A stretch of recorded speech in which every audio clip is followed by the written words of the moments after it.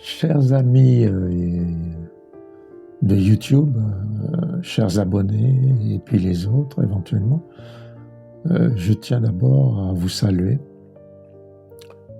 ce qui est la moindre des choses. Et donc voilà, je vous salue et je vous présente une série de vidéos intéressantes à mon point de vue sur les synchronicités au sens de Jung, ce psychologue, psychanalyste suisse, plutôt psychologue d'ailleurs, un ami de Freud au départ, et puis ensuite qui s'est fâché avec lui et qui s'est retiré pendant de nombreuses années pour en quelque sorte méditer et penser et écrire des choses extrêmement fortes sur la nature humaine, qui sont particulièrement intéressantes et particulièrement significatives, et qui, entre autres, parmi ces nombreux travaux, parlent de synchronicité, qui n'est pas un hasard, parce qu'il y a quelque chose de mystique dans la notion de synchronicité, et qui fait que c'est quelque chose d'absolument extraordinaire, qui dépasse l'imagination, qui dépasse l'entendement, qui dépasse tout ce qu'on peut attendre sur le plan presque magique, je dirais, avec un côté divin, incroyable, qu'on soit croyant ou non d'ailleurs, et qui fait que sur le plan spirituel, c'est une expérience absolument étonnante et en même temps tellement forte que c'est déstabilisant. Donc voici cette synchronicité, une des plus étonnantes que j'ai jamais vécues. Ça se passe à l'île de la Réunion où j'ai travaillé pendant une quinzaine d'années, disons, une douzaine d'années.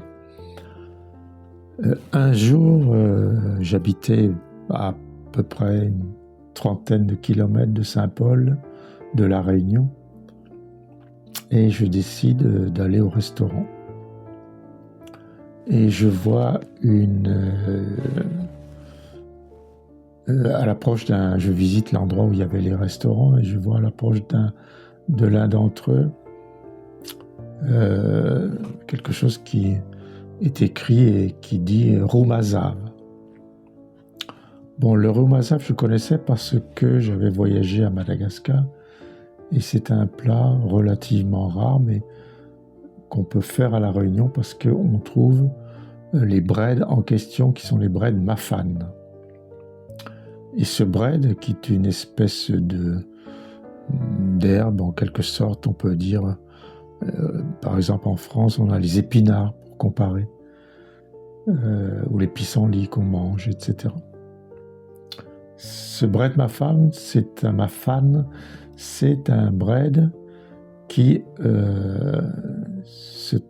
est particulièrement extraordinaire parce qu'il a une vertu incroyable, c'est qu'il possède des sortes de fleurs jaunes, un peu comme des boutons, hein, et qui sont anesthésiants dans la bouche. Mais sa saveur est incomparable, c'est le bread mafan.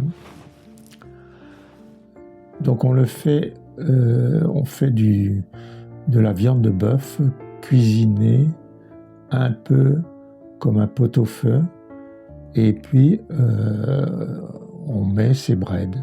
Donc ça cuit relativement longtemps, et le bread donne une saveur inimitable. La plupart du temps, on mange cela avec du riz et éventuellement des pommes de terre dans le pot-au-feu. Et donc je rentre dans ce restaurant, et puis sur le comptoir à côté, il y avait une sorte d'alambic à l'ancienne, quoi, avec des tubes et puis en verre, bien entendu. Et tout de suite, dans ma tête, j'ai cette espèce d'intuition.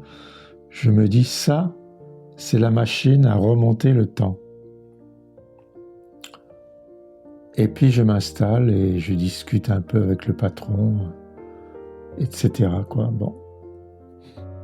Et c'est là que vient le moment de remonter le temps, c'est qu'il me dit « Qu'est-ce que vous désirez comme vin ?» Je vois une bouteille de rosé sur son comptoir et je lui dis « Oui, j'aimerais bien une bouteille de rosé parce que, bon, voilà, j'aime ce vin. Mais ici à La Réunion, on boit surtout du rosé d'Afrique du Sud, qui est par ailleurs excellent. Hein. Faut pas non plus penser que en Afrique du Sud, on a des vins médiocres, c'est totalement faux. D'ailleurs, ce sont des cépages français au moment où des émigrés européens se sont dirigés vers l'Afrique du Sud pour des questions de religion, il y a longtemps. Bien, je ne vais pas m'étendre là-dessus. Ce n'est pas le sujet. Donc je lui dis, j'aimerais bien un vin, un rosé, mais français. Et il me dit, j'ai un petit rosé du Var qui est très bon, en bouteille. Je lui dis, ok, c'est bon. Et je lui dis, mais je connais bien les rosés du Var parce que j'ai habité dans le Var pendant 4 ans avant de partir travailler en Afrique et comme coopérant en mathématiques. Et donc, un rosé du Var me ferait plaisir. Et je lui dis, j'ai habité directement. Hein, lui n'avait pas encore parlé. Donc, j'étais toujours sur l'idée du rosé. Je lui dis, j'ai habité dans une petite ville qui s'appelle Cogolin. Et qui était tout à fait charmante, pas loin du golfe de Saint-Tropez. Et c'est un très bon souvenir. Et j'habitais, quand je suis arrivé, un immeuble de 3 étages. Et j'étais donc au rez-de-chaussée. Et au-dessus de chez moi, il y avait un monsieur qui s'appelait Pinard et qui tenait un restaurant avec sa compagne qui s'appelait Lucapoon. Lucapoon, c'est un poisson connu en Méditerranée, une sorte de bar en fait, voilà. Et je n'ai même pas eu le temps de finir. Et il me dit, Pinard, c'est moi. Pinard, c'est moi. Donc c'est une surprise absolument incroyable puisque bon, je ne savais pas qui était à La Réunion, je ne savais pas qui travaillait là. Et ça faisait 20 ans que je ne l'avais pas vu. Puisque j'avais quitté Cogolin en 1980. Et là, nous étions au-delà des années 2000. Et par conséquent, c'était une très grande surprise. Et c'est pour ça que je parle de synchronicité, parce que non seulement j'avais anticipé cette rencontre, en quelque sorte, en parlant de la machine à remonter le temps, et puis le rosé m'avait mis sur sa piste, en quelque sorte. Et donc c'est absolument extraordinaire, parce que je dis encore, c'est plus qu'un hasard, dans la mesure où il n'y a pas de lien de cause à effet. C'est complètement fortuit, mais en plus avec un côté magique, intuitif, presque, on peut dire d'une certaine manière, presque avec une notion en quelque sorte c'est un peu difficile à expliquer, mais quelque chose de divin, quoi, sans forcément croire en Dieu ou en un créateur, mais quelque chose de divin parce que c'est complètement inattendu, mais aussi un petit peu amené dans la mesure où j'ai parlé de machine à remonter le temps. Alors, ce monsieur m'a raconté par la suite que il avait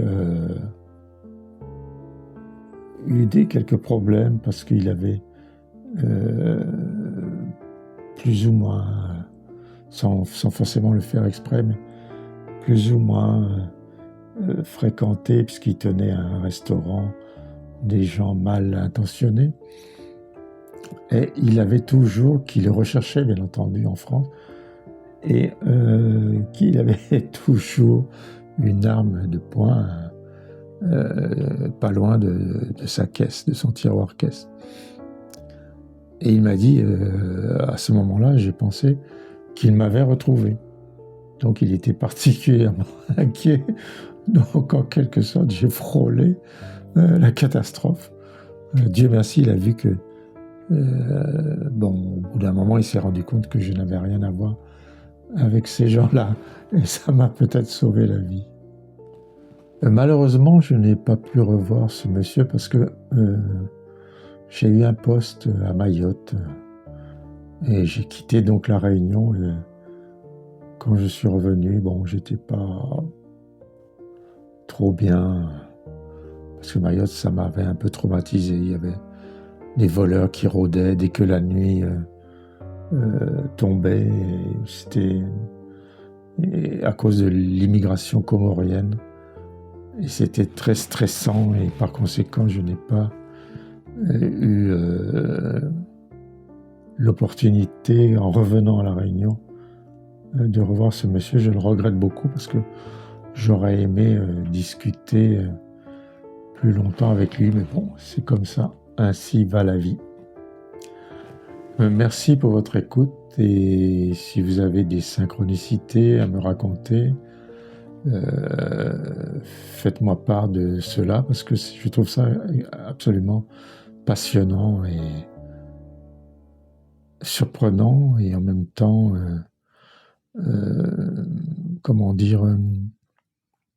impressionnant et déstabilisant d'une certaine manière.